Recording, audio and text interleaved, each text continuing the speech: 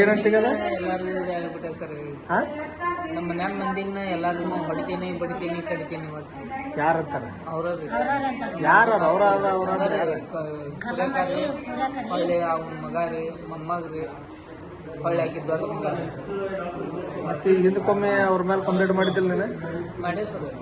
ಮಾಡಿದ್ರೆ ಸರ್ ಅದಕ್ಕೆ ಯಾರು ನಮ್ಗೆ ಇದನ್ನ ಮಾಡಲಿಲ್ಲ. ಹೊಳ್ಳಿ ಕಂಪ್ಲೇಂಟ್ ಮಾಡಿದ್ರು ಸಹಿತ ಅವ್ರನ್ನ ಅರೆಸ್ಟು ಮಾಡಲಿಲ್ಲ, ಏನಿಲ್ಲ ಇಲ್ಲ. ಅದಕ್ಕೆ ಸರ್ ಈಗ ಅವ್ರು ಏನು ಮಾಡ್ಕೊಂಡ್ರೆ ನಮ್ದು ಹಂಗೆ ಅಂದು ಇದು ಮಾಡಿ ನೀ ಯಾಕೆ ವಿಷಯ ತೊಗೊಳಕ್ ಸರ್ ಮತ್ತೆ ಕೈಲಿಂದ ಕಟ್ಟೋದಾದ್ರೆ ಎಲ್ಲಿಂದ ಕಟ್ಟಿದ್ವಿ ಸರ್. ದಿನ ದುಡಿದ ದಿನ 500 ರೂಪಾಯಿ ದುಡಿ ಸರ್. ಅದ್ರಾಗ 200 ರೂಪಾಯಿ ಖರ್ಚು ಮಾಡ್ಕೊಂಡು 300 ರೂಪಾಯಿ ಮನೆ ಕೊಡ್ಬೇಕಂತ ಭಾಳ ಇದೆ ಸರ್. ಮತ್ತು ಇವ್ರು 3 ಲಕ್ಷ ಗಟ್ಟಲೆ 4 ಲಕ್ಷ ಗಟ್ಟಲೆ ಈಗ ಸೆನೆಕ್ ಅಂದ್ರು ಸರ್. ಈಗ ಎಷ್ಟು ರೀ ಒಟ್ಟ ಇಲ್ಲ ಅಂದ್ರೆ ಒಂದು 7-7.5 ಲಕ್ಷ ರೂಪಾಯಿ ಮಟ್ಟ ಬರೀ ಬಡ್ಡಿ ಗಿಡ್ಡಿ ಇರ್ತದೆ, ಅಷ್ಟ ಆಗಿಬಿಟ್ಟು ಸರ್. ಯಾರು ಇಸ್ಕೊಂಡ್ರಲ್ಲ? ನಾವು ನನ್ನ ಹಿಂದ್ರಿ ನಮ್ಮ ಅವ್ವ ಅಲ್ಲೋ ಇಷ್ಟು ರೊಕ್ಕ ಯಾರು ಇಸ್ಕೊಂಡ್ರ ನಿಮ್ಮ ಕಡೆ? ಇವರು ಕಲ್ಲವ್ರ ಇಸ್ಕೊಂಡಾರ.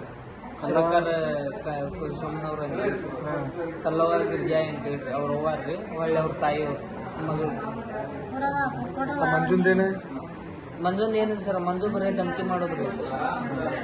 ನಿನ್ನ ಎಲ್ಲಿ ಬಿಡ್ತಿ ಅಲ್ಲೇ ನಿನ್ನ ಹಂಗೆ ಮಾಡ್ತಾನೆ ಹಿಂಗೆ ಮಾಡ್ತಾನೆ ನೋಡ್ಕೊಂತ ನಿನ್ನ ಅಂತ ಹೊಳ್ಳಿ ಅವ್ರ ಮಾವನು ಹಂಗ ಅಂತ ಯಾರ್ಯಾರು ಮಾಡ್ತೇಳಿ ಏನೇನೋ ಮಾಡ ಅಂತ ಮಾಡ್ರಿ.